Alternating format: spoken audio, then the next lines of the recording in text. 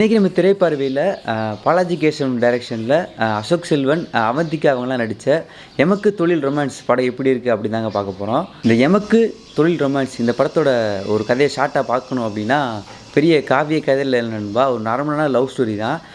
படத்தில் வந்து அசோக் செல்வன் பார்த்தீங்கன்னா அசிஸ்டன்ட் டைரக்டராக ட்ரை பண்ணிகிட்ருக்காரு. ஹீரோயின் வந்து பார்த்தீங்கன்னா ஒரு ஹாஸ்பிட்டல் நர்ஸாக இருக்காங்க. இவங்க ரெண்டு பேரும் பார்த்தீங்கன்னா ஒரு ரோட்டில் மீட் பண்ணுறாங்க. அசோக் செல்வன் வந்து முடிச்சுட்டு லவ் பண்ண ஆரம்பிக்கிறாரு. அப்புறம் வந்து பார்த்தீங்கன்னா பேசி ரெண்டு பேரும் லவ் பண்ண ஆரம்பிச்சிடுறாங்க. உடனே வந்து பார்த்தீங்கன்னா அசோக் செல்வன் வந்து அந்த ஹீரோயின் வந்து சில இடங்களை பார்த்து தப்பாக புரிஞ்சுக்கிறாங்க. அதை வந்து எப்படியாவது பேசி புரிய வைக்கணும் அப்படின்னு நினைக்கும் போது அங்கே ஒரு பிரச்சனை வந்து திரும்பி பிரச்சனை ஆகிடாது. இப்போ வந்து சேரும்போது ஒரு பிரச்சனை வந்துக்கிட்டே இருக்குது படத்தில் கிளைமேக்ஸில் வந்து பார்த்தீங்கன்னா இது என்ன பிரச்சனை, இந்த பிரச்சனைலாம் ஃபேஸ் பண்ணி அவங்கள கடைசியில் கை பிடிச்சாரா அப்படின்ட்டு தான் இந்த எமக்கு தொழில் ரொமான்ஸோட படத்தோட மொத்த கதையை வந்து டேரக்டர் வந்து எடுத்திருக்காரு நண்பா.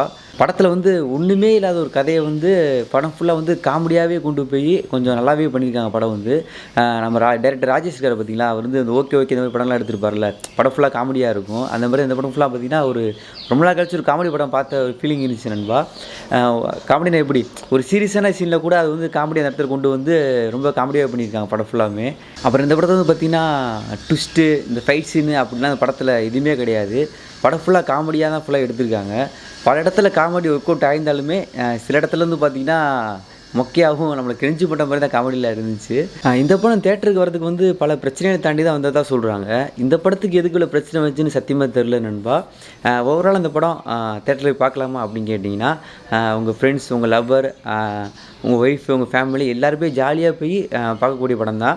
சில இடத்துல காமெடி கொஞ்சம் கிரெஞ்சாக இருக்கும். அதை மட்டும் கொஞ்சம் அட்ஜஸ்ட் பண்ணி படம் பார்த்தீங்கன்னா அந்த படம் ஒரு நல்ல பார்க்கக்கூடிய ஒரு காமெடி படம் தான் நண்பா. அப்புறம் ஓவிய கடையில் வந்து கிளைமேக்ஸில் அசோக் செல்வன் சம்பவம் பண்ணியிருப்பார். அதேமாதிரி இந்த படத்தில் கிளைமேக்ஸில் ஒரு சிறப்பான சம்பவம் பண்ணியிருக்காரு. ஸோ அதையும் மிக்ஸ் பண்ணாமல் பாருங்கள். ஓகே நண்பா, நெக்ஸ்ட் வீடியோ உங்களுக்கு பார்க்குறேன். அது முன்னாடி சேனல் மறக்காமல் சப்ஸ்கிரைப் பண்ணிடுங்க.